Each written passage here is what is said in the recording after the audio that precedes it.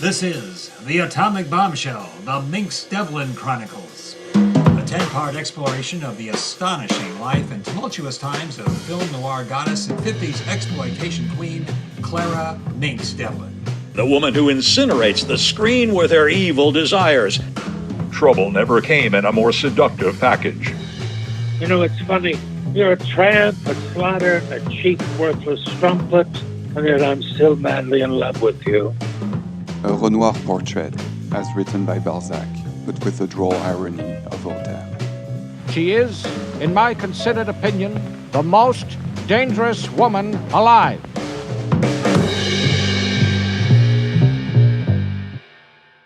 I'm your host, Arlie Proctor, with my partners Hazel Matthews, Skylar DeWolf, and the subject of our series herself, Ms. Clara Devlin.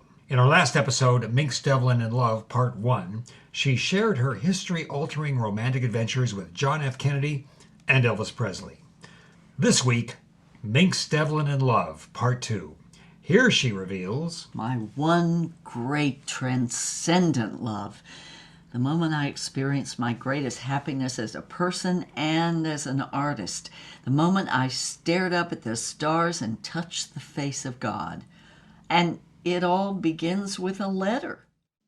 Dear Miss Mynx Devlin. The letter has come from Paris, France. It's addressed to Mynx Devlin, immortal goddess of world cinema, care of Zuzman Pictures. Herbie dropped it in my home mailbox after steaming it open and reading it, the bastard. My name is Francois Truffaut. I, like Keats, I'm certain of nothing but the holiness of the heart's affections and the truth of imagination. Since that first moment I saw your face on the screen in that ridiculous masterpiece, Devil Girl of Cannibal Island, you have inflamed my imagination. As I read this, I'm squatting in a seedy one-bedroom apartment on Cahuenga Boulevard, pending my divorce from Herbie Z. I'm a 33-year-old has-been whose last film was an amateurish disaster.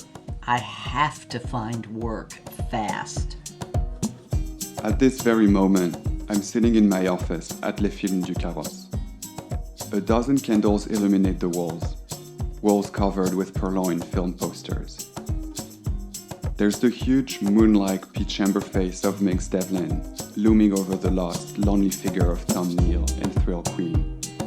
There's the weeping angel of vengeance Mynx Devlin, guns blazing, the firecracker of love, on the poster for Hell is a Female, for the genius cinematic primitive Sam Fuller.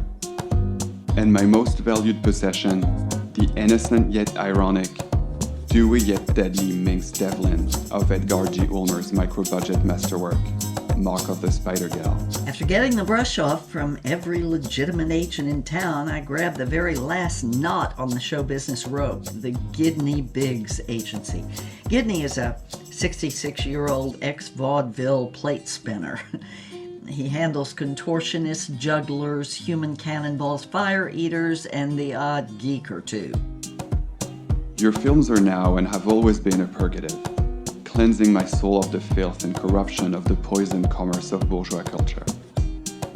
That I might be so presumptuous as to approach this icon de l'amour, this carnal divinity, well, I might as well presume to take a precedence inside a dream. And yet here I am. You're my sin, my salvation, my soul.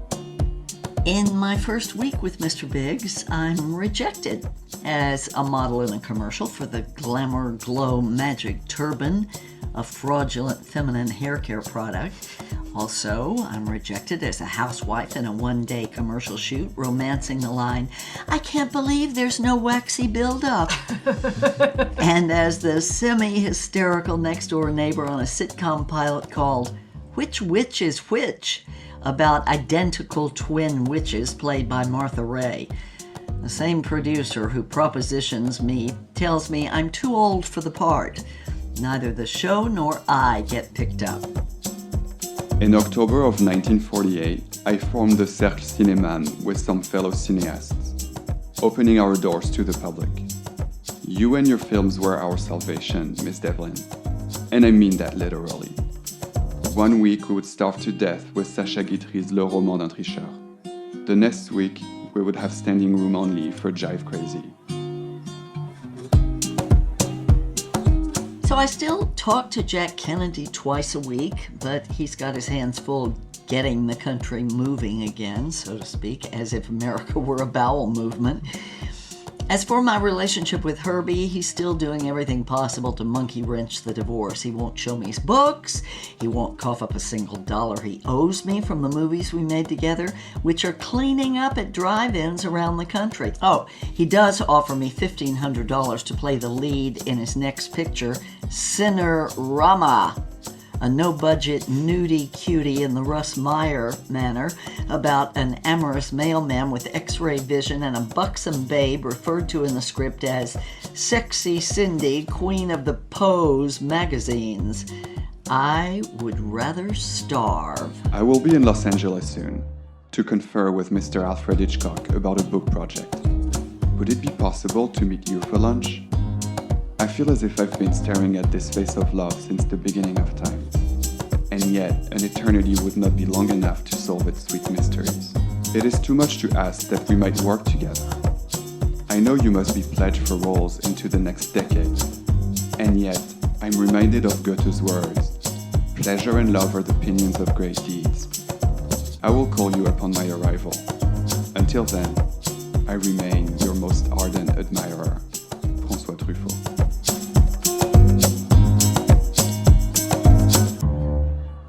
Soulmate is one of those woo-woo new age banalities that infatuated couples hurl at each other to flatter themselves a month before the crockery starts flying. And yet, I believe we all have soulmates, and Monsieur Truffaut will turn out to be mine.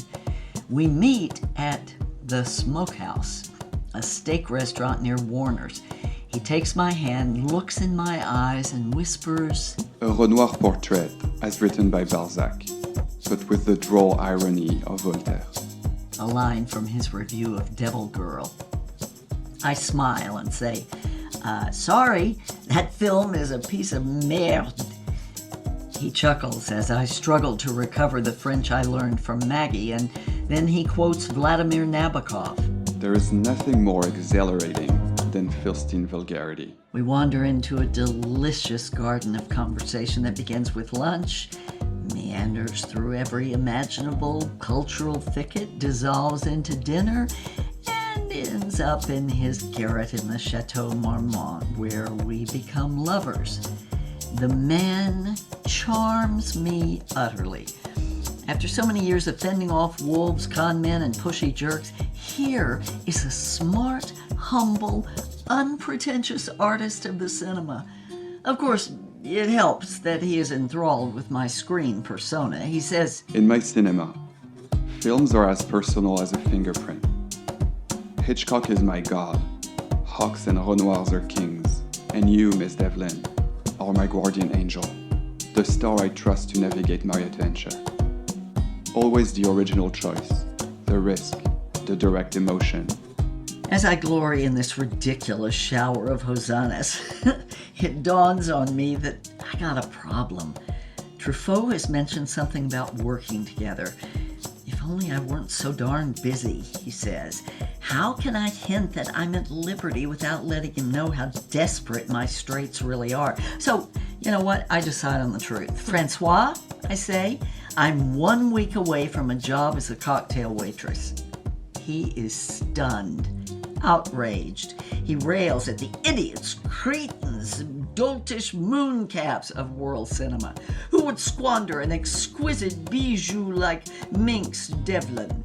As I snuggle in his arms, he conjures the movie we'll make together. He calls it l'ironie drôle, inexprimable, romantique des enchevêtrements, which translates really loosely as it is to laugh. I ask him what it's about. He tells me that it's about the sweet agony of romantic love. The heady whiff of perfume, the wicked, knowing glance, the sudden taking and the rough surrender, the lust and wanting and exhilaration and nauseated soul sickness and sweet hope and mortal grief.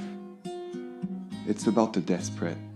impossible desire to find and capture what can only be seen for a moment, like a soap bubble or a moonbeam.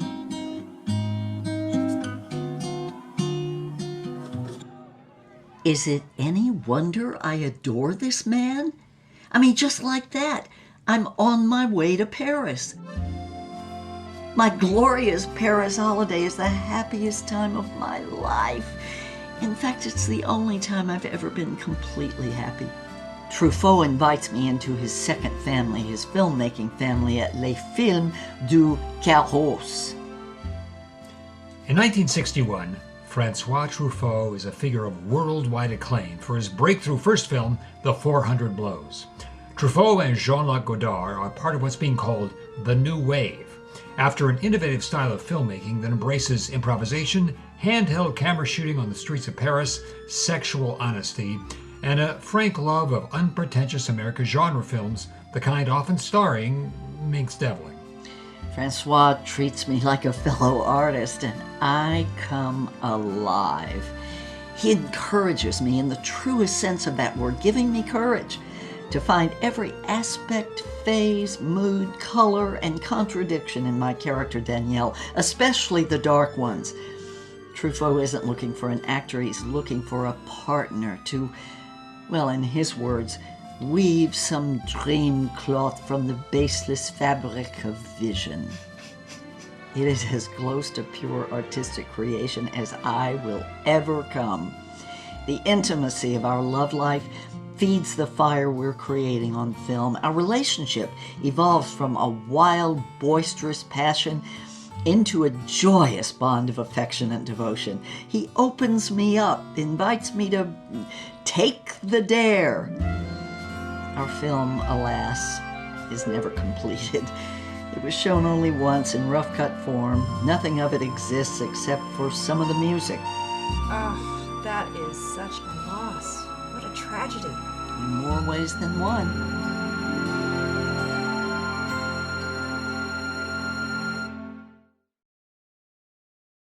I set out to find the man who destroyed my grandmother's dream and, with it, her happiness.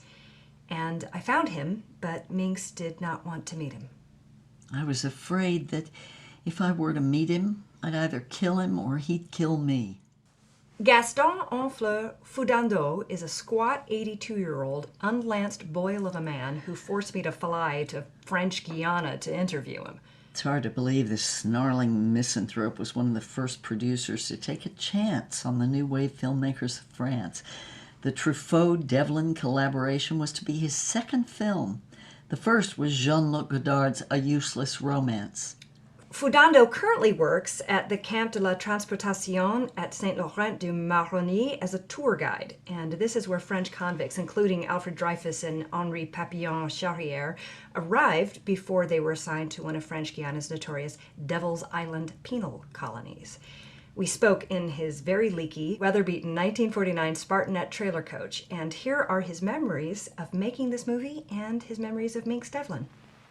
I was, of course, dead set against Truffaut's hiring of Miss Devlin. I assumed she was a cheap baggage, another of his mindless infatuations with all things American. He engaged her and coaxed me to come to the shoot. I was used to women falling at my feet, but she treated me like dirt. I was shocked.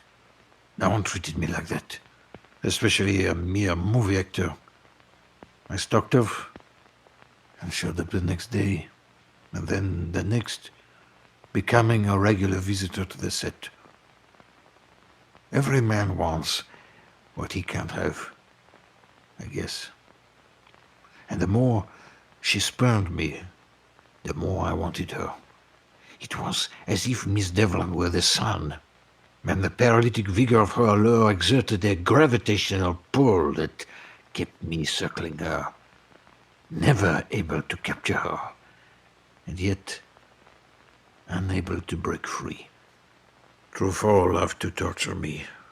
I'd never been in the thrall of such a powerful emotion, and I couldn't even work up the nerve to speak to the girl, me, the man who controlled hundreds of millions of francs, who stared down industrialists and terrified bankers drenched in cold sweat at the thought of talking to a woman.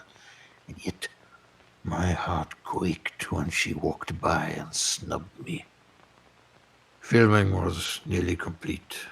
I had to make a move or I was going to self-immolate. I was consumed with the idea that all future happiness depended on capturing this butterfly. I finally got her alone. It was a Sunday, early spring. I rented out a pleasure cruise boat to travel the Seine at night. I hired my friend Stéphane Grappelli to put together a new version of his hot club and serenade Miss Devlin with Gershwin medleys. The finest food, vintage champagne. I was ready. Miss Devlin arrived wearing one of those little black dresses designed by Coco Chanel. It was an astonishing creation, demure yet more brazenly erotic than nakedness. It revealed her regal neck, her elegant arms, and her astonishing legs shod in matching black high-heeled pumps. Emboldened by the bubbly, I suggested we repair to the boudoir. Oh, this was tricky. I had perjured myself to win her company. Once the lie was revealed, oh, what then? Now, does this ring true to you? Well, we're all entitled to our version of the story. Fuddles had lured me on this boat with an irresistible lure. He told me he had the greatest script ever written, the dream role for a woman. A free adaptation of Madame Bovary set in modern-day France, told from Emma Bovary's point of view, finished by Albert Camus. Right before he died in that tragic car crash, the great Renoir himself had agreed to direct. It was a fantasy masterpiece that existed only in my imagination. He told me the script was below decks. I figured he might try to jump me, but I thought the risk was worth it. I mean, Renoir directing Madame Bovary from a script by Camus? She walked down the stairs before me. I was more than slightly pifflicated and twittering like an aspen leaf when I inhaled an intoxicating draught of her perfumed coif, Vol de Nuit. Oh, I can smell it even now. I was a goner. I staggered to the bedroom, fell to my knees, and revealed my fraud. There was no script, of course. My entire goal was to seduce her, to conquer her. Instead, I was prostrate before her. I told her I was intoxicated with her, I needed her, and I wanted her. I fumbled in my pocket and produced a 5-carat heart-shaped diamond ring, purloined from my wife's bureau. I told her this was my first bestowal, that if she became my lover, she'd never lack for a thing. I'd do whatever it took to capture and keep her heart. Another lovelorn wrench raining gemstones upon me in the grip of some romantic rhapsody where I am goddess, redeemer, and he is supplicant seeker. No thanks, Fuddles. Find yourself another goddess. Fuddles. How I hated that nickname. That baboon Truffaut first called me that. When Miss Devlin snubbed me and spat out that tantwell, something just snapped. I lunged at her, grabbed her wrist, and threw her down on the bed. A terrible rage exploded in my chest and roared in my head. A massive charge of mortification lit by the flame of drunkenness. Who did she think she was, relegating me to the slag heap of human dross? I was going to teach this trollop a lesson. Then came the ultimate insult, a savage knee to my groin. The emasculation was complete. And yet, the drama was just beginning, no? I learned how to handle situations like this when I was part of the Zuzman Roadshow in the late 30s. I was roughed up a couple of times, but never by the same guy twice.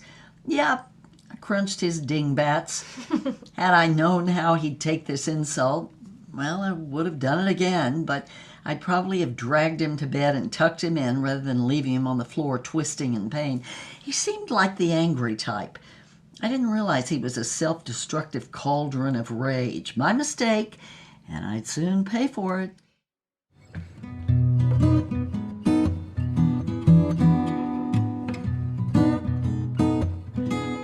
We're taking a very brief break in order to muster every ounce of persuasive firepower we've got to prevail upon you to go to richlyspun.com. That's richlyspun.com.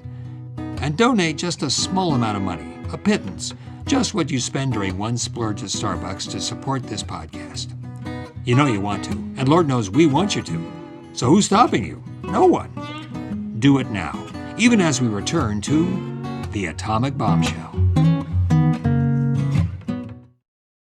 So now we come to the screening of the rough cut, and Clara, I've read every word of your journals, and my favorite passage, actually, what do you think it is?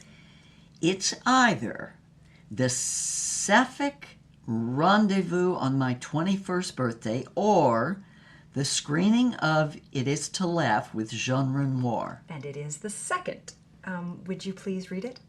I titled this entry, Queen of the Dream Pavilion. I wasn't born into this world, I was launched. An errant generation of creative wanting, forever incomplete. A verb in search of a noun, a cosmic ham sandwich looking for a cup of coffee. At every step of the journey, I've asked, if this life of mine is the answer, what's the question?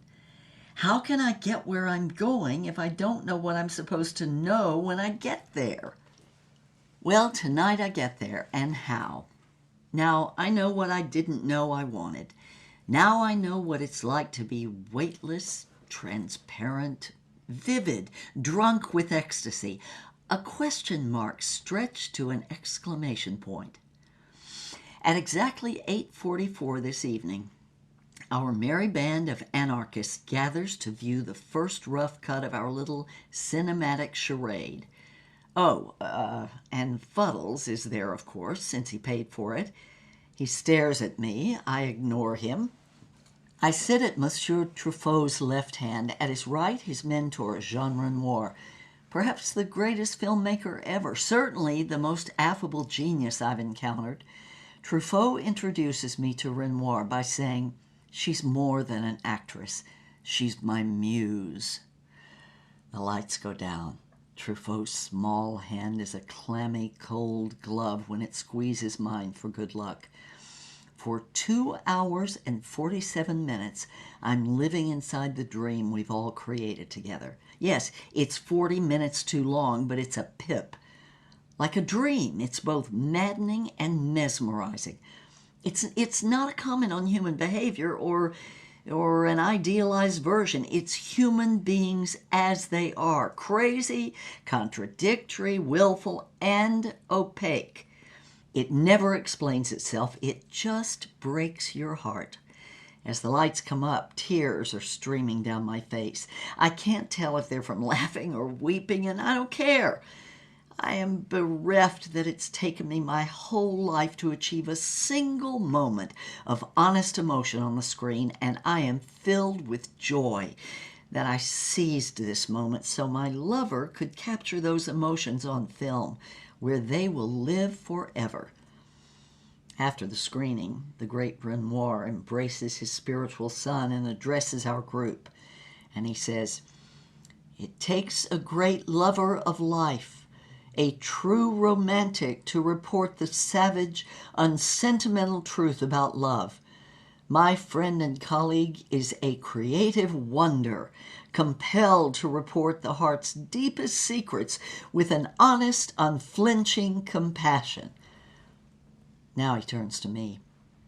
"And while this marvelous film will confirm his abilities, it will reveal yours, Miss Devlin. A magnificent artist at the height of her powers. Your work has the heat and fervor of a first love's first kiss, heedless of risk, all prudence thrown to the wind, nothing held back. You invent with the unfettered joy of a child. In this great, amazing pavilion of dreams we call cinema, you are the new Erato, sweet muse of poetic love." Well, we all repair to a local cafe to bask in the afterglow of the screening. I don't remember the meal. I just remember wearing the accolades of Jean Renoir. Jean rules of the game, Renoir. Jean grand illusion, Renoir, like a mink coat, making a diamond necklace out of the stars and drinking the moon like a bottle of wine. As the sweet memory of that film plays and replays in my mind, it strikes me it's the first time in my life that I've been able to create without fear. For the first time, I really feel like I know what I'm doing, and that what I'm doing is actually worth doing. I toss my head back and hoot with laughter. I am made at long last. I am finally free to create fearlessly, carelessly, with abandon. Now, I will hurl myself into the maelstrom of world cinema, redefining the possibilities and ambitions of film. I will become the kitchen sink goddess Truffaut thinks I am, desired and elusive. He and I will create one of the epic, timeless, immortal collaborations in film. Sternberg, Dietrich, Frank Capra, Jean Arthur, John Ford, Maureen O'Hara, Fellini, Giulietta Messina, Francois Truffaut, Mynx, Devlin. I will reign. I will scandalize the prudes and delight the hedonists. A salon in Paris, an apartment in Manhattan, perhaps a chateau in the countryside where I'll spend lazy, indolent summers with Francois, co-writing our next picture. I will sit in picturesque left bank cafes, sipping espresso, smoking gitane. I'm hooked. Dismissing journalists and flirting with my many admirers. Sullen, savage writers, wild-eyed, paint-splattered, free-spirited artists, crazed, absinthe-sipping poets, funny, hip, night owl, jazz legends, incredibly handsome, hugely rich, insanely possessive film stars. Maybe, even a politician or two. Not the president, no, but prominent enough to bring down the government if we're discovered. I will live life for its own sake. Yes, I will thaw the frozen echo of the silent voice of God. I will use myself up, flame the candle into a puddle of wax. And when I'm in my 90s, I'll be a cranky old crone dressed in a billowy purple caftan with a huge paisley scarf and sunglasses. I will sit center stage at celebrations of my films and tell the outrageous, unvarnished truth about my work, my lovers, and my life. And even I will be amazed at what I've done. And I will die in the arms of my great love, Francois, my friend, confidant, and creative co-conspirator, and he will weep, and one person will have cared that I ever lived. Oh, to be loved and love like that. I mean, if only just, once in my life. I want to give myself the way you gave yourself, and I want to be courageous like that. Oh, everyone should have one moment of perfect happiness like that. Unfortunately, well, do you have the clipping? Oh, I do. Okay, read it. This is from Perry Match. The headline is Film Lab Fire. Police seek terror syndicate. A dynamite charge destroyed the Path Natan film lab in Franceur at 3:37 a.m. yesterday morning. Firefighters battled the blaze for 3 hours, but the film processing facility was devastated. 3 of the 5 buildings were leveled completely, including the massive storage vault where the film negatives are held. Including every scrap of footage from Truffaut's It Is to Laugh. How did you pull it off? I stole some dynamite from a building site. No guards at 2 in the morning. It was quite easy, truth to tell. But why? I well knew what kind of impact this film would have on our world cinema. I knew that all the bouquets would be hurled at Truffaut and Miss Devlin, and that once this film was released, she would ascend to a celestial realm far above my reach. I am not a criminal, though I was treated worse than a mongrel dog once my crime was discovered. I was, at the time, insane with jealousy and impotence. I knew in my bones that what was happening was a great crime against me. Truffaut, the toad, was using my money, to seduce this woman to make this masterwork, which would forever remove her from my grasp. and for my largesse, they labeled me faddles. Rejected, humiliated, they thought they held all the cards. I showed them. How did you get caught? I think I could have gotten away with it, had I wanted to. I was relieved when the night watchman came forward and identified my citron as the one leaving the scene at 2 a.m. Why were you relieved? Because I wanted the world to know why I'd done it. After all, what was this alleged crime? No one was hurt. I waited until everyone had gone for the day. I am a patron of the arts. It is my perfect right to destroy what I brought into this world. Now and forevermore, it will only exist in the imaginations of those who were there that one night. Of those, only two are left, Miss Devlin and myself. She never became my mistress, but she never became an international film goddess either. She may think of me with great hatred. I'd be amazed if she didn't, but I doubt she thinks of me with derision. I would rather be hated than scorned. I was convicted of my crime and then sent here to what's cheerfully called the Devil's Armpit, the last French penal colony in French Guiana. I served 23 years and was released when the colony was abandoned. Since that time, I have spent my time giving tours of this hellhole and writing my memoirs. Tell Miss Devlin she will just have to wait to see how she is portrayed. Gone. All gone. I knew at once what had happened. We'd captured a dream. Now, it would remain just that, a dream. The night of the bombing, Francois meets me at his favorite brasserie on the corner of Rue Marboeuf and Rue Robert Etienne, a few yards from his office. We sit in silence, food untouched. Then we walk to the Cinémathèque Française for the European world premiere of It's Only Money, a Frank Tashlin comedy starring Jerry Lewis. A Roadrunner cartoon comes on before the feature. I'd always been able to laugh at the coyote, but tonight I realized that I am the coyote, that poor, hopeless, defeated bastard. Every brightly wrapped gift box holds a bomb. Every innocent-looking door sends me over a cliff. Every star I use to set my course turns out to be the headlamp of an oncoming train. Francois and I walk hand in hand to the Montmartre Cemetery. Nijinsky is buried here, along with Hector Berlioz. We stare at the gate as he speaks for the only time that evening. When I was 11 years old, I snuck into a performance of the Symphonie Fantastique. Hearing those sounds changed my life.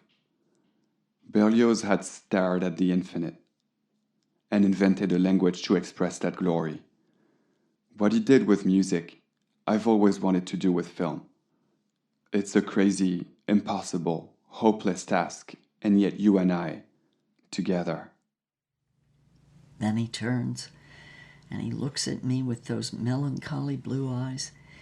He cups my head in his right hand and draws my face toward his for one last, lingering, soulful kiss.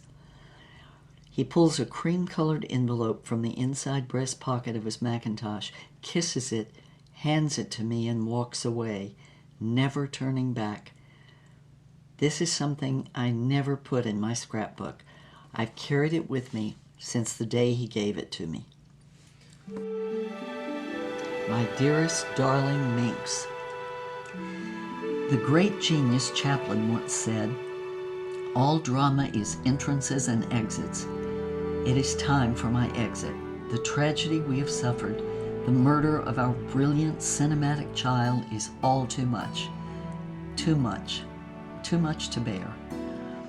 I remember as a very young man wanting to create something immortal, astonishing, sublime, a poem or a painting, perhaps just a Proustian epigram, that I could share with a lover, and that she and I could hoard, our secret treasure stored in an impenetrable vault of memory with 2 keys.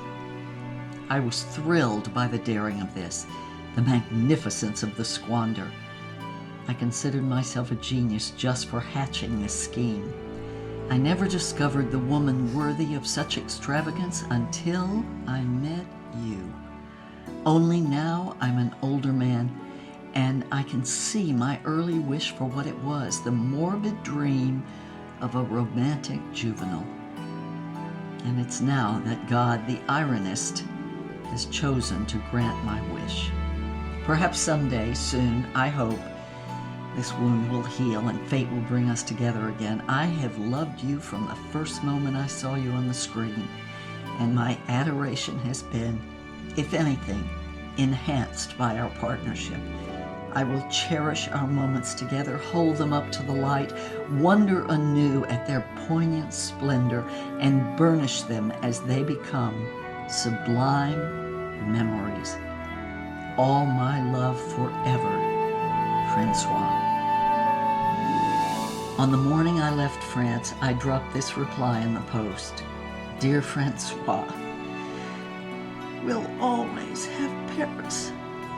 With love and gratitude, Mynx.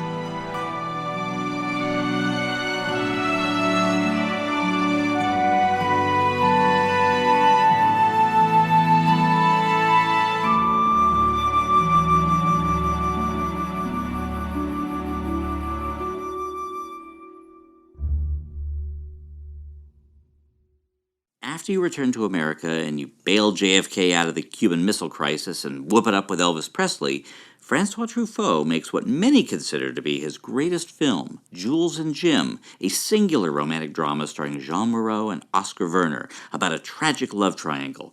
It's almost always included in lists of the 100 greatest movies of all time. I'm sure you've seen it. Many times. It Is to Laugh is in Jules and Jim. Jules and Jim is a howl of rage at the barbarity of fate inspired by what happened to our film. Ours was a romantic comedy about a love triangle, and Jules is the same, only as a tragedy. When I saw it, I couldn't stop crying. It's as if Francois had made the film just for me, to show how heartbroken he was about our film and our romance.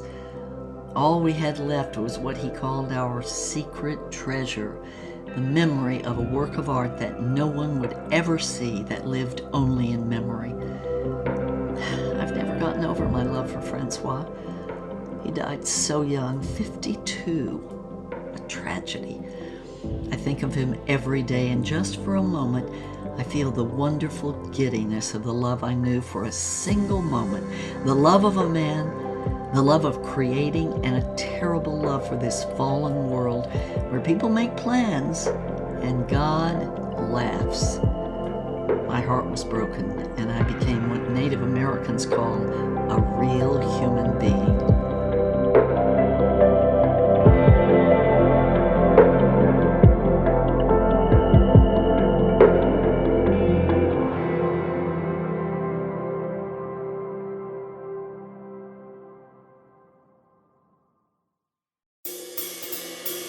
The Atomic Bombshell, The Mynx Devlin Chronicles, is produced in Hollywood, California by Tales Richly Spun.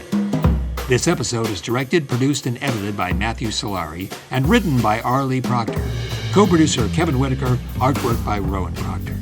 Special thanks to Caitlin Mulder, Stephen Smith, Nancy Linehan Charles, Francois Aubrey, and Piot Michael. Please visit richlyspun.com/Atomic Bombshell to find books and movies that illuminate the epic French cinematic new wave of the early 1960s led by Francois Truffaut.